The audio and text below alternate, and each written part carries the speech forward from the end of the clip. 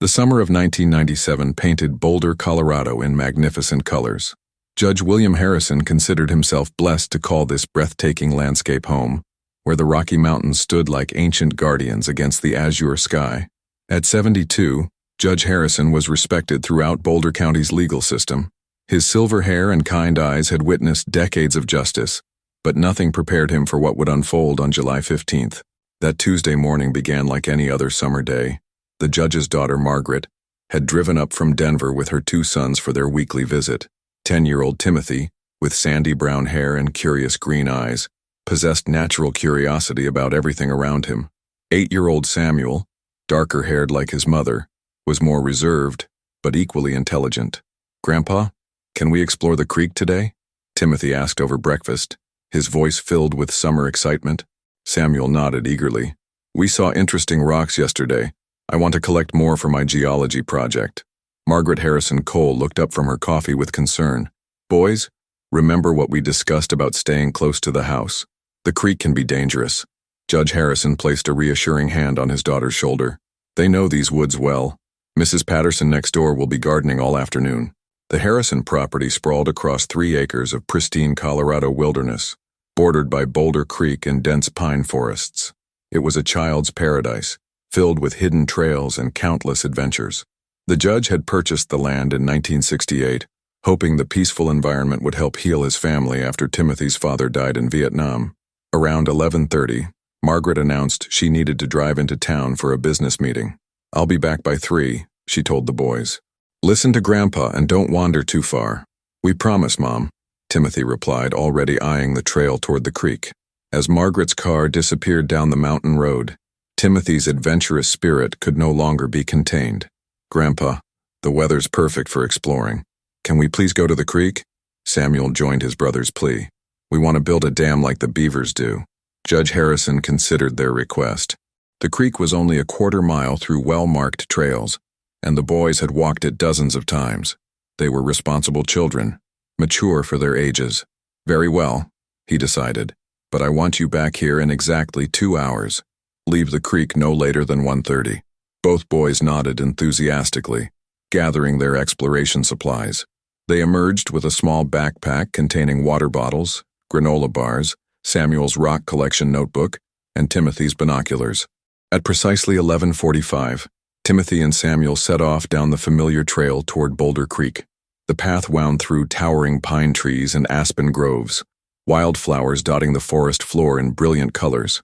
Judge Harrison watched from his kitchen window as his grandsons disappeared around the first bend. The sight filled him with nostalgic joy, remembering his own childhood adventures in Colorado wilderness. The boys moved through the forest with familiar confidence. Timothy led the way, pointing out interesting plants and animal tracks to his younger brother. Samuel followed closely, occasionally stopping to examine rock formations or unusual insects. "Look, Sam," Timothy called out, pointing toward deer grazing in a small meadow. "There's the doe we saw last week with her fawn." Samuel carefully sketched the scene in his notebook. They observed the deer for several minutes before continuing toward their destination. The creek came into view just after noon, its crystal clear water dancing over smooth stones. Recent storms had raised the water level slightly, creating new pools and changing the familiar geography. The boys found their favorite spot near a large boulder. "The water's moving faster than usual," Samuel observed. "We'll need bigger rocks for our dam."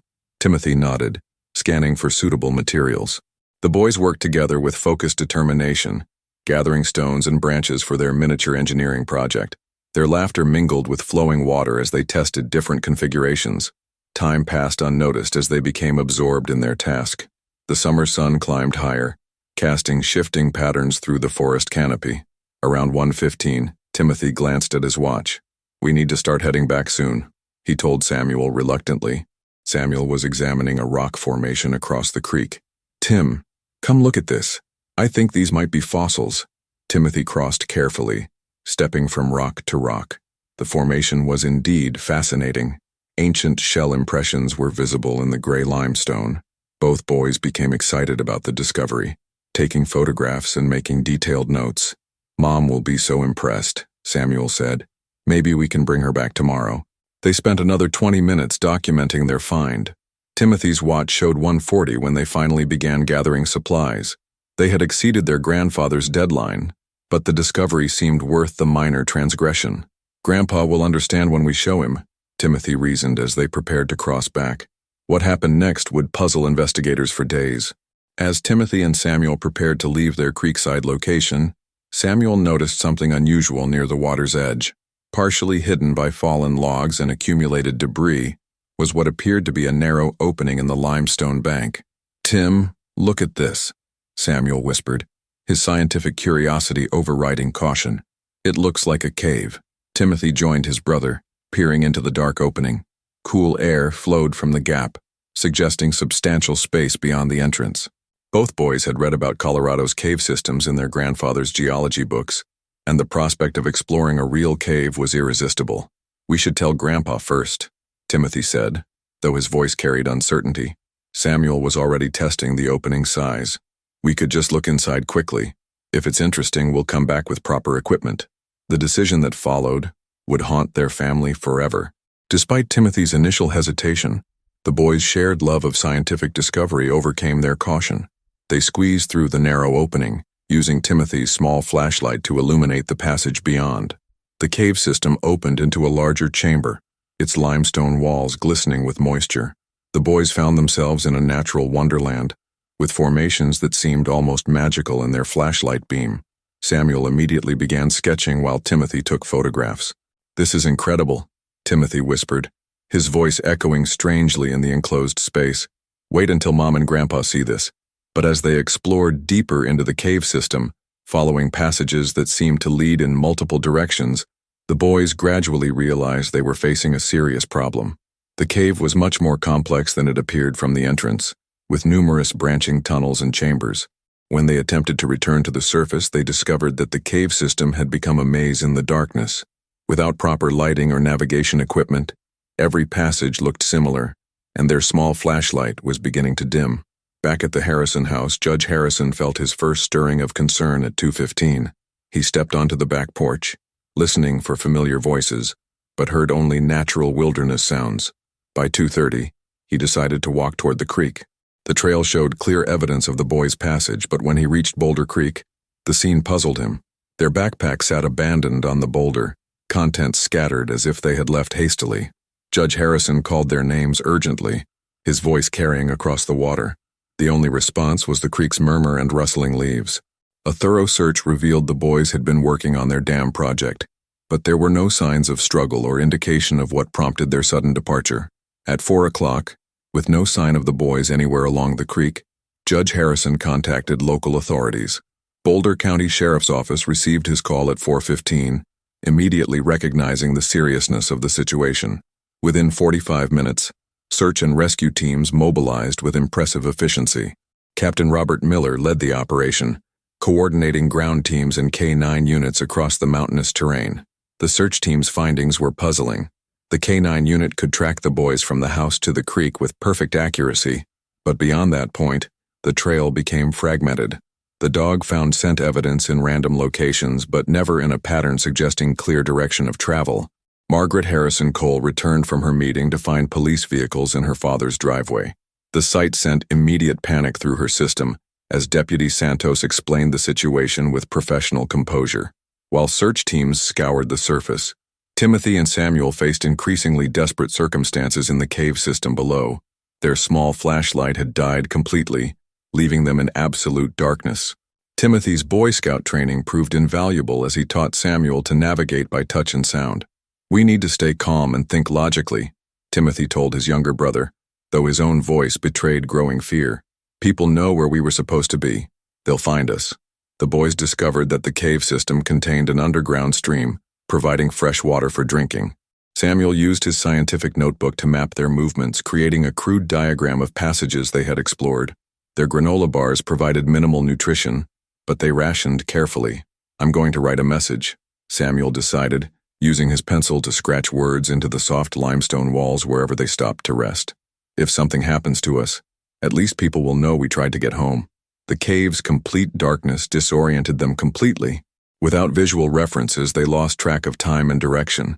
Hours felt like days as they carefully explored different passages, always hoping to find the original entrance or discover another way to the surface. Timothy's watch had stopped working in the damp environment, eliminating their last connection to the outside world's timeline. They tried to maintain schedules by sleeping when they felt tired and staying together constantly for warmth and emotional support. On what they believed was their second day underground, Timothy began showing signs of illness. The cave's cold, damp environment was taking its toll on both boys, but Timothy seemed more affected. He developed a persistent cough and complained of feeling dizzy.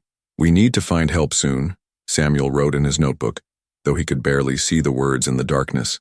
"Timothy is getting sicker." The search operation expanded dramatically by Thursday, involving multiple counties and state agencies. Detective Sarah Chen brought specialized expertise in missing persons cases, conducting detailed interviews and examining every aspect of the boy's disappearance. The breakthrough came from Dr. Amanda Foster, a University of Colorado geologist who contacted investigators with information about unmapped cave systems in the Boulder area. Her research revealed underground formations not included in official county records. "The limestone in that area can create natural caverns," Dr. Foster explained. "Some caves might have openings that aren't visible from the surface, especially if covered by vegetation or recent rock slides." Armed with geological data, search teams refocused their efforts on locations where underground caverns might exist. Cave rescue specialists from the Colorado Grotto joined the effort with equipment designed for underground searches. The first significant discovery came Thursday afternoon when searchers found Samuel's tennis shoe wedged between rocks near a creek bend.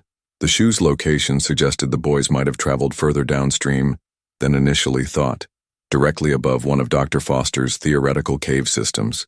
Ground-penetrating radar confirmed substantial underground voids beneath the forest floor.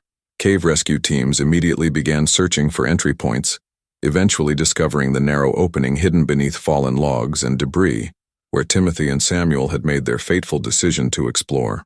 Friday morning commenced the cave rescue operation with professional spelunkers, equipped with advanced lighting and communication equipment.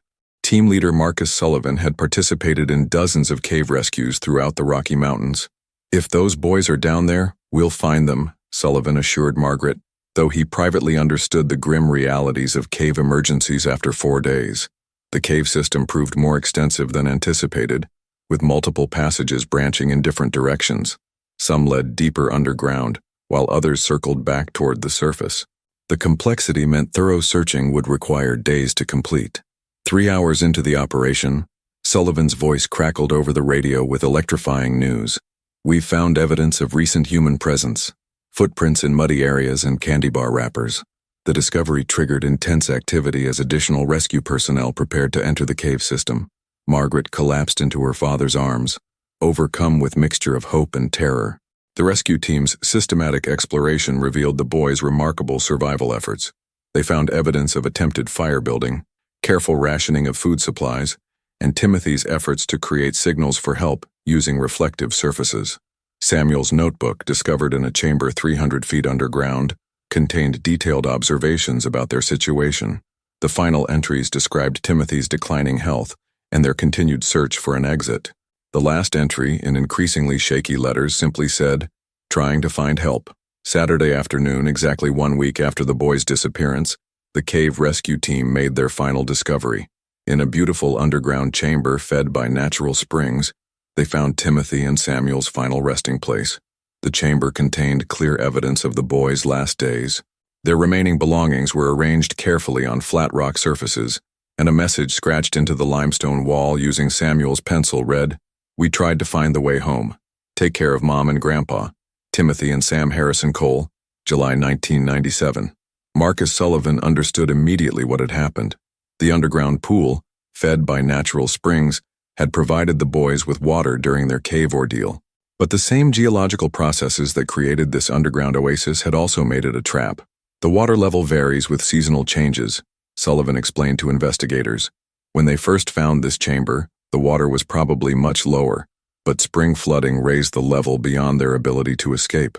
Dr. Foster's expertise revealed that the limestone cave system was subject to rapid flooding as underground springs responded to surface rainfall.